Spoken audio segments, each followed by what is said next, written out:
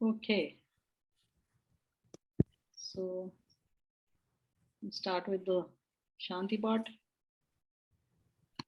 Can you see the Shanti part? Yes. Well, I don't know why I'm not able to see it. Okay.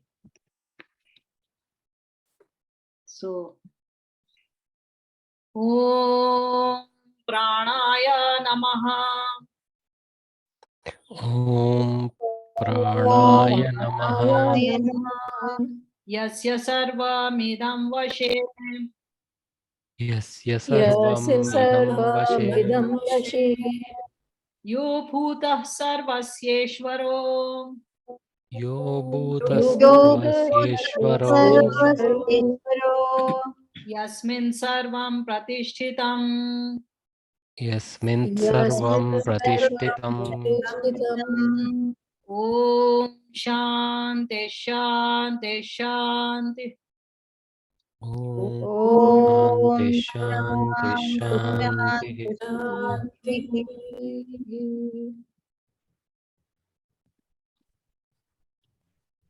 Okay, any questions from last time?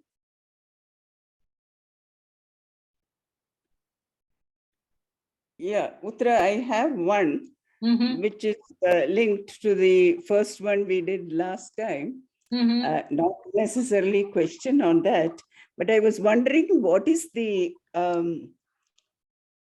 root word for brahmacharya? Brahmacharya. Oh, good question. Okay, so For gods. no, not at all. All your questions are good only. So Brahma plus Acharya. So first you have to split into two. They are compound words. It's a compound word. So Brahma plus Charya. So Charya, Brahma comes from Brah, that is large. Okay, so anything which is large is called Brahma. Brahma, okay. Okay, so that is why even the Vedas are called Brahma, because they are a large fount of knowledge. And Brahma is, of course, God is called Brahma because he is larger than the universe. So Okay. that is Brahma. Then Charya. Charya is from Chara Dhatu, which means Dhatu means verb root. So Char means to move. So Charya becomes movement in.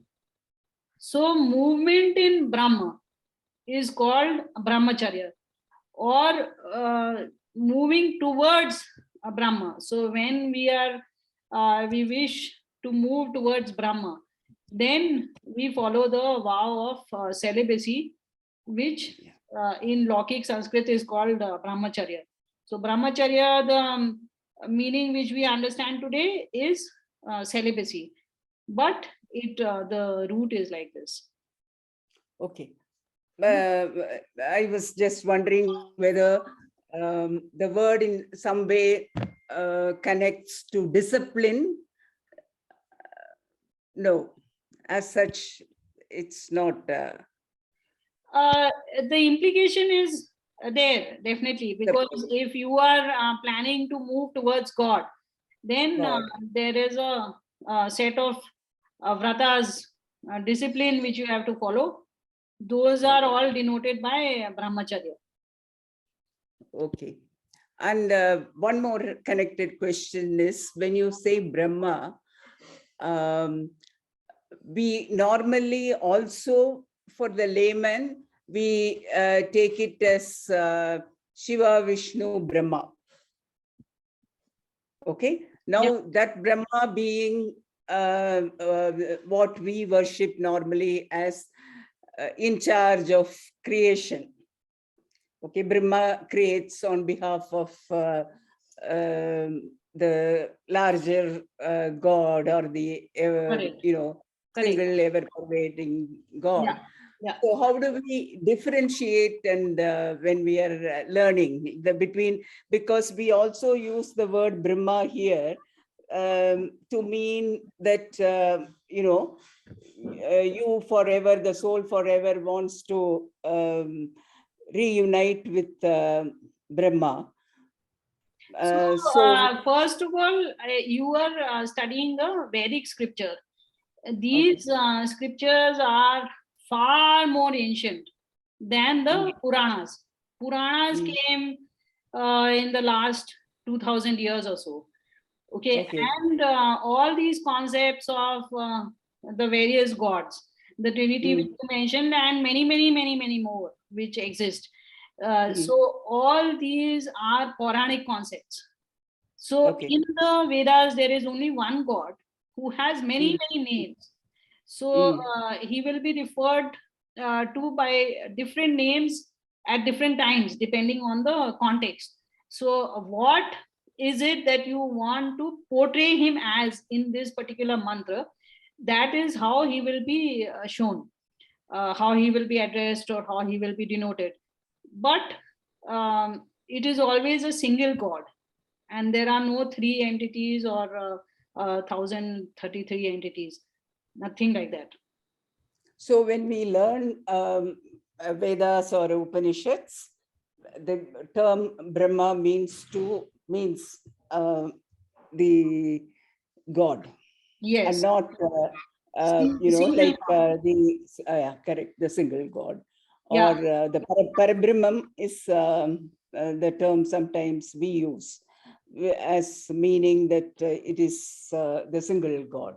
Yeah. Okay, thank you. Thank you so much. So not only one word of caution here, that not only God, because it comes from a root, and as I have told you that denoting a guna, a quality, whoever has that quality is worthy of that word.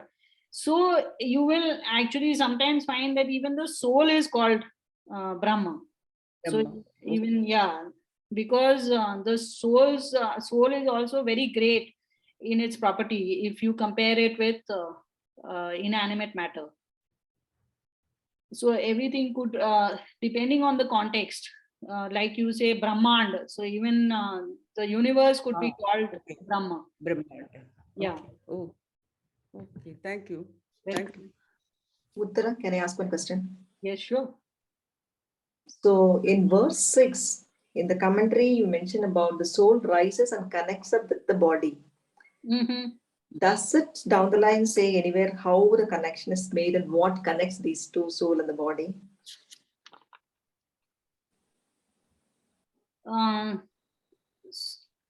So that is not mentioned in this particular Upanishad.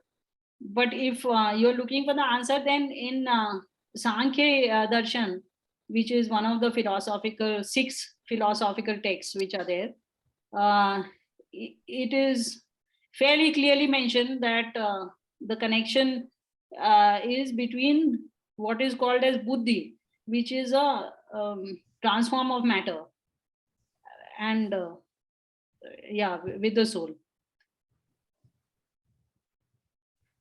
But okay, thank you. Yeah, buddhi being, which means I need to... you can say, the subtlest form of matter which is there.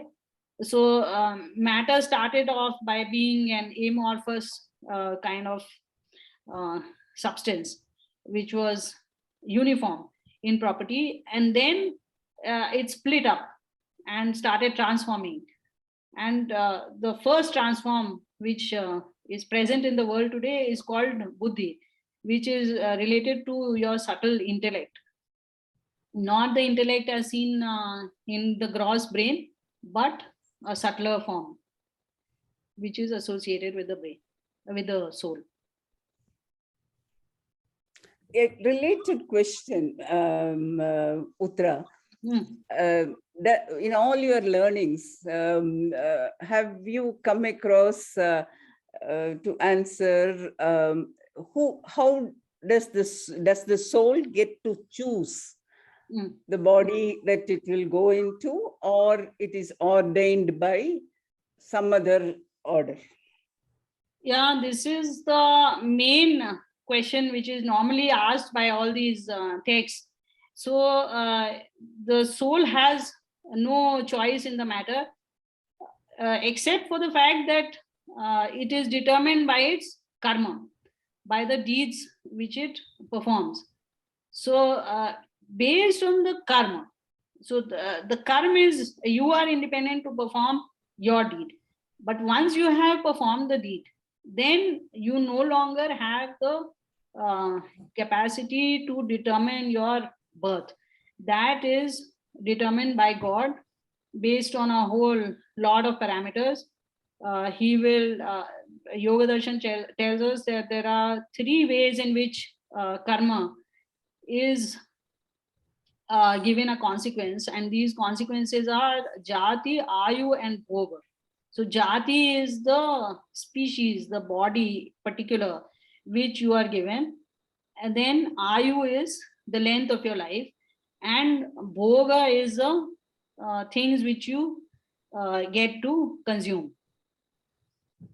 Okay, all of these finally, that means jati and ayu to lead to bhoga only.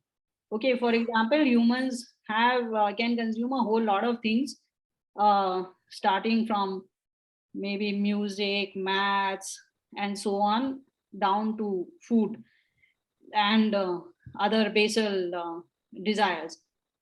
While say an ant has very limited desires that it can fulfill. It can only eat and procreate at best. So there is that whole spectrum of consumption, and that is determined by jati, ayu, bhoga, all. So essentially your deeds will determine your body. Okay. Seems a difficult formula to work out. Yes, absolutely. It is difficult, and that is why there is no point in trying to figure it out. God has laid down the rules, what is dharma, what is adharma.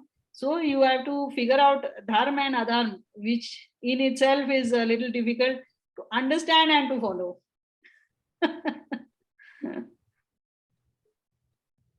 Okay. Uttara, I have a doubt. Mm-hmm. In this verse with food is the protector, no? Mm-hmm. I'm not clear about the difference between the Lakshya meaning and the Vyajna meaning. Oh, okay. So in Lakshya meaning, okay, you denote something by the sign. It's most a sign which is very typical to it. Okay, so you don't say the thing by its name, you say by its sign, you denote it by its sign. Okay, something, some attribute which determines it. Okay, that is the meaning of direct implication. You don't have to apply your mind too much. The meaning is obvious in front of you. For example, that taxi example which I gave, even a child does not have a doubt in that matter, that what do you mean when you're saying taxi, come here? Okay, it is understood that you are not calling the motor car the taxi itself, but you're calling the taxi driver, because the taxi driver is inexorably linked with the taxi. Got it. But Yeah. when you are saying something like annam va prajapati, that food itself is prajapati, then that linkage is not at all obvious, right? We are not very sure whether this is how food could be prajapati. So that is an indirect implication which is going through several steps, or through a single or many steps. So for example, in this case, there is that causal relationship which is there. So Anna is the sustainer or creator of beings. It protects them, it generates them. So that is the connection which is there between Anna and Prajapati. So when you say food itself is Prajapati, you do not mean it literally or even by the Lakshya. Yeah, so the literal I understood, the indirect I understood, but this food Prajapati in Lakshya, how does it? The taxi driver is clear, but food and this Prajapati. That is not Lakshya, that is Vyangyarth. No. You said when we call the. No. Kala, she was Kala using the context of the verse. She is explaining what is Vachyartha, what is Lakshyartha, what is Vyangyartha. She didn't mean everything is there in that verse. No. See, I understood the literal meaning that you don't take that food is the semen or whatever. And the indirect is food nourishes, just like what you said now. Na? And by being nourished, the beings produce the seed. That also I understood. The second one, I'm not understanding. Lakshyarth, no? Yeah. So see, when you are saying taxi, come here. Okay, you're calling out to taxi. But actually, you're not calling out to the taxi. This example is clear, but the food and this is not making a connect. No, Kala, that's what Anuj was saying. No, you don't have to look into all the three in each of the sentence. No, is that here? Is that so here? I must.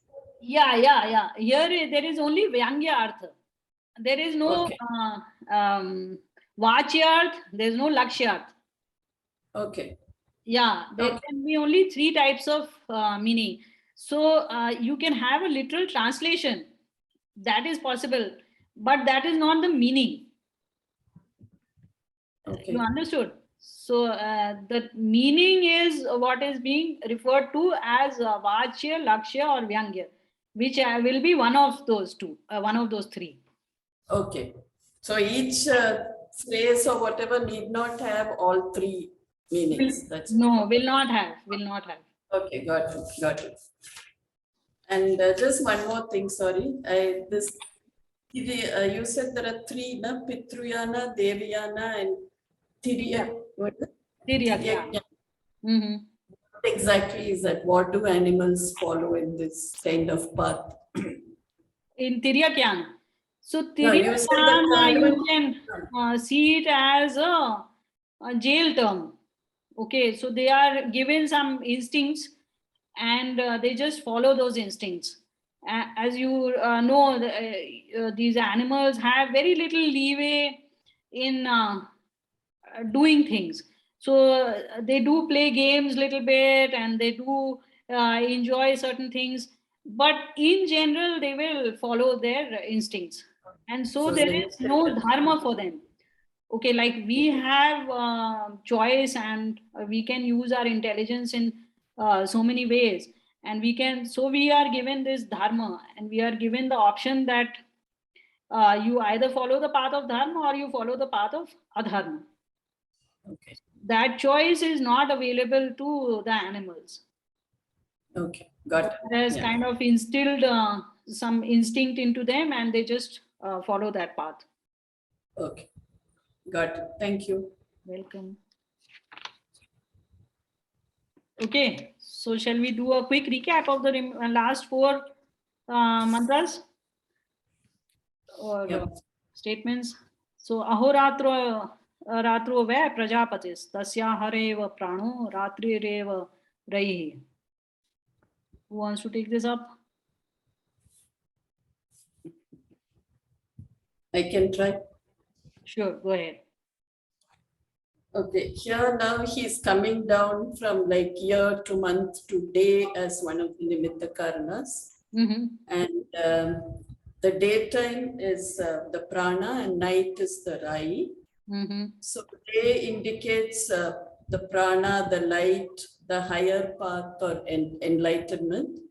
And night is the rai, which is dark, the worldly pleasures and the southward path. And for a grihasti, okay, here he's laying down the rules for procreation, the act of procreation. So for a grihasti, procreation is a must. So the act is okay, but it needs to be done only at night.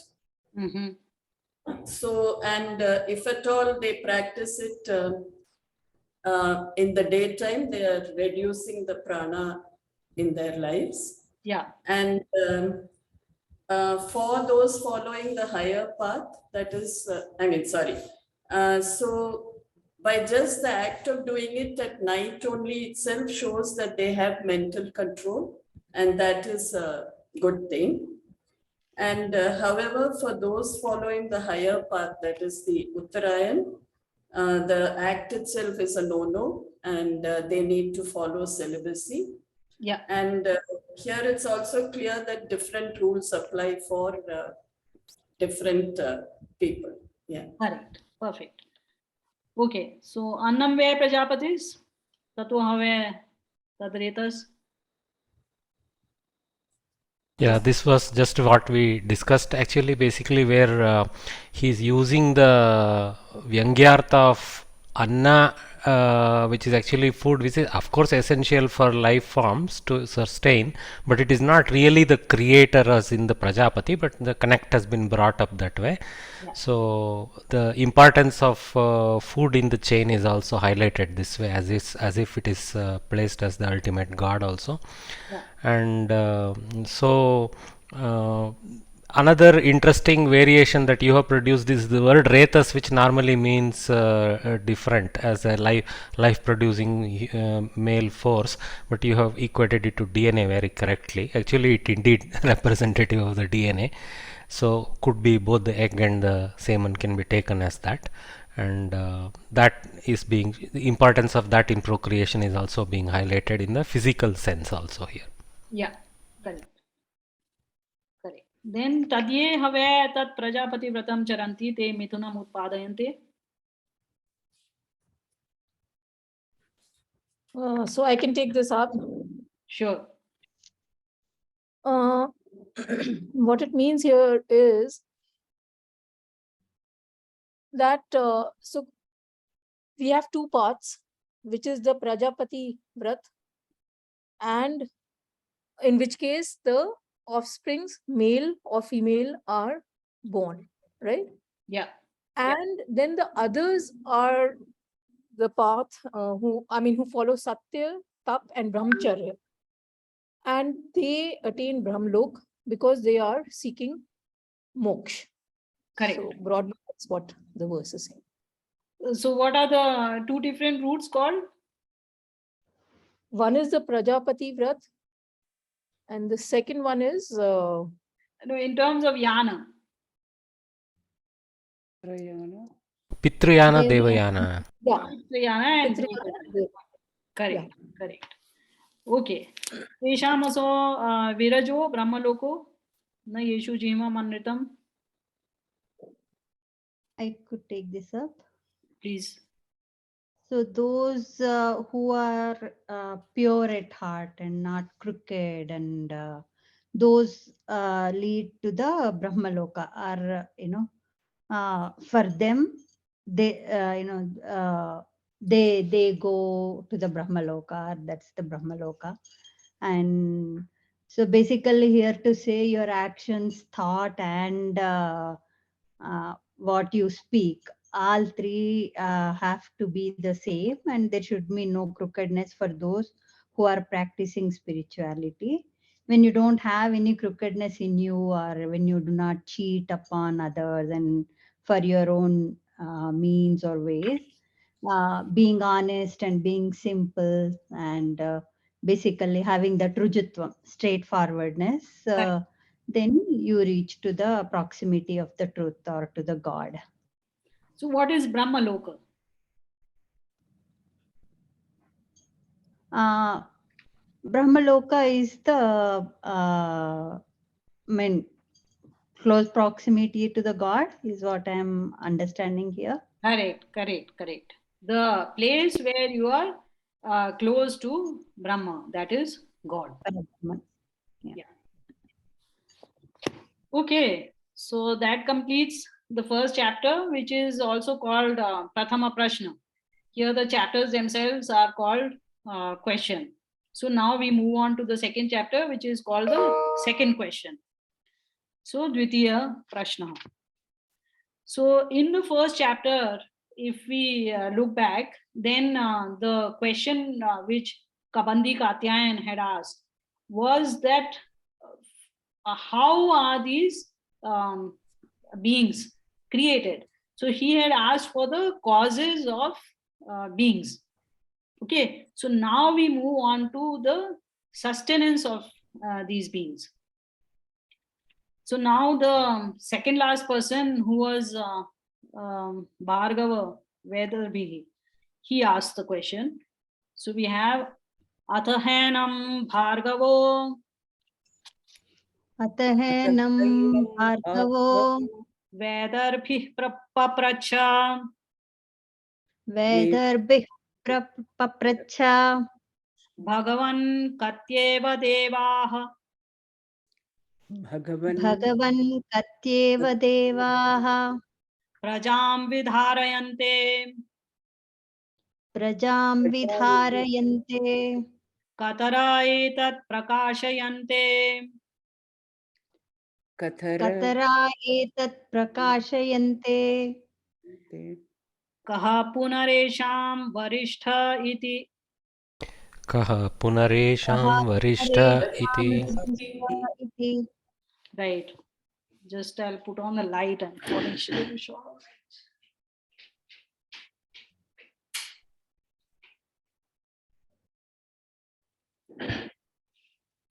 So Bhargava Vedarbhihi, that means Bhargava means of the Bhrigu clan, and Vedarbhi means from the region called Vidarbha. He asked him that is Pipalad, Bhagavan Kati eva Devaha Prajam Vidharayante. How many devas? We will just discuss this word, take it as it is right now. So how many devas sustain the beings? Katara etat prakashayante. Out of those, how many enlighten it? By enlighten, this is not achieving moksha, but give it knowledge. So there is a set of things which are going to sustain life. Maybe they also enlighten, or maybe there is a different set of things which give knowledge also to the being, because the being cannot exist with just food. It has to have knowledge of the environment. So katara etat prakashayante kaha punha esham varishtha. So out of these, which one is the greatest? Okay, so he has asked three questions. First, okay, let me cover devas. So devas has two main meanings. One is intelligent souls. Okay, so that is not the meaning which goes with in this statement. Other meaning is the physical forces, the forces of nature which are divine themselves, in that they are very unique.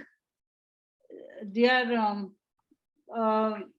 not mean forces which you or I could develop. They are actually very powerful things in themselves, and that is why they are divine too. And because they are divine, they are called devas. So those divine forces is what are being referred to in this question. So the Vedarbhi is asking that, oh great one, great master, Bhagavan, please tell me which are the forces which sustain living things, which are the forces which give it knowledge, because it's obvious that living beings have knowledge, and which of them is the greatest. Okay, are the questions clear? All right, so I will try to utilize the remaining time on this session, and we'll move to the next one. Tasmai What is the third question? What is the third part of the question? Which are the forces? Which is the greatest? Which is the greatest of these? Okay. The ones that sustain and the ones that enlighten. Okay. Okay. Tasmai sahova chakasho. Tasmai sahovacha Hava esha devo. Hava esha devo Vayuragnirapaha. Vayuragrapaha Prithvi. Prithvi Vangamanaschakshuho. Vangmanaschakshuh Shrotram cha. Shrotram cha Te prakashya. Tre prakashya Abhivadanti. Abhivadanti Vayame tadbanam. Vayame tadbanam Avashtabhya. Avashtabhya Vidharayamaha. Vidharayamaha. So to him, Maharishi Pipalat says that as the answer to your first question, which are the devas that sustain life? Akash is one of the devas, those devas.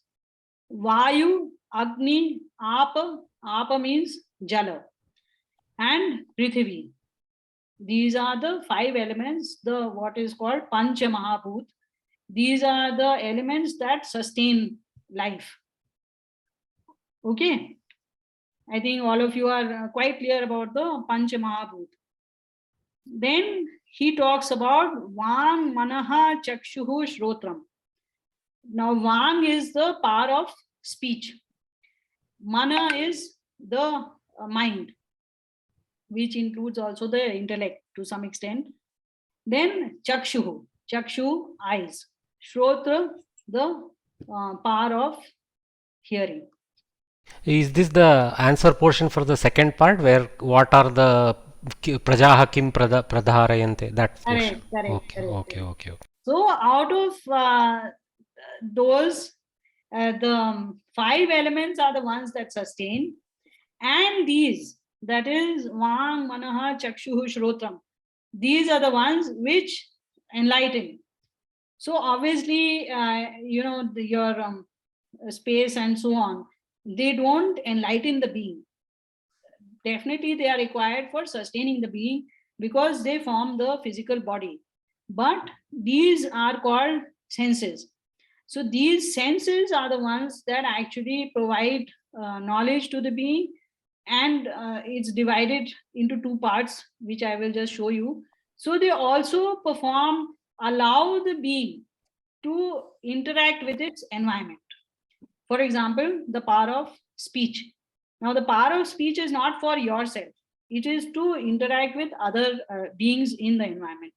So similarly, there are other senses, which I will just tell you about, which allow the being to interact with the environment. So these, they prakashya abhivadanti. They having enlightened the being. So now the being is fully ready with this set of Pancha Mahabhutas and this set of senses. And now these things, they started fighting with themselves, these devas. Okay. Interestingly, Bhagini, actually very interesting. Very carefully he has ignored touch and taste because they are so physically materialistic senses in us, whereas these are actually jnanendriyas. Correct. You got the point exactly. That is exactly why they have not been mentioned here explicitly. While the Pancha Mahabhutas have been given, all 5 have been mentioned, but only a few of the jnanendriyas and karmendriyas have been mentioned. So there is a reason for that, and we shall discuss it further when we look at all of them. But proceeding with this, so these having enlightened. So this is actually also to be noted that now he is actually talking of only these last 4 which he has mentioned, that they having enlightened, they started fighting with each other. So while everybody has taken that all of them started fighting, that is why in my first statement I did say all of them start fighting. It's actually these four which he wants to talk about. That is Vang, Mana, Chakshu and Shrot. These are the ones which really have the intelligence, and they started fighting with each other, and then they said that I am the one who is actually upholding this body, and nothing else is required. I am sufficient. So basically they became full of ego, and they said that I am the one who is the greatest. Okay, so this is... Oh, so there is no clear answer yet given by Pippalada for the Shrestha. No. So 2 questions are answered, and the third one, the Bhumika has been, the preface is there. Okay. Actually, if it answered that, the chapter would be over as well. But tell me, which are the ones that are fighting the Vang? Vang, Sight? Manaha, no, Vang is speech.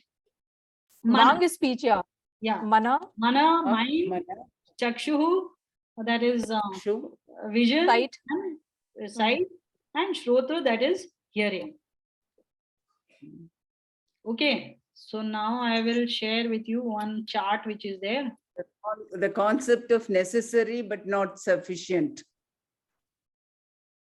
In what sense are you saying that?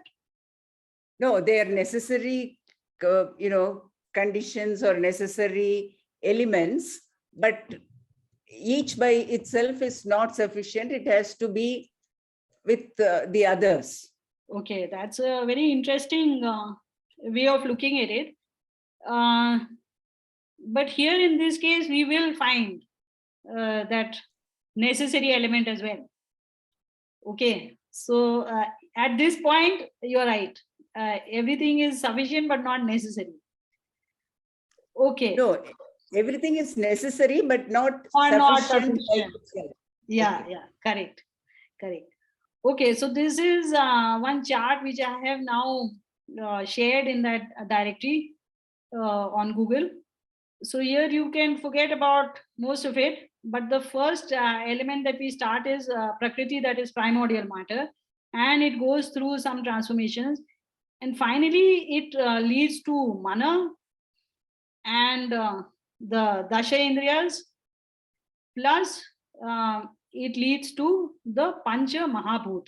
So Pancha Mahabhut are Akash, Vayu, Tej, Jala and Prithvi.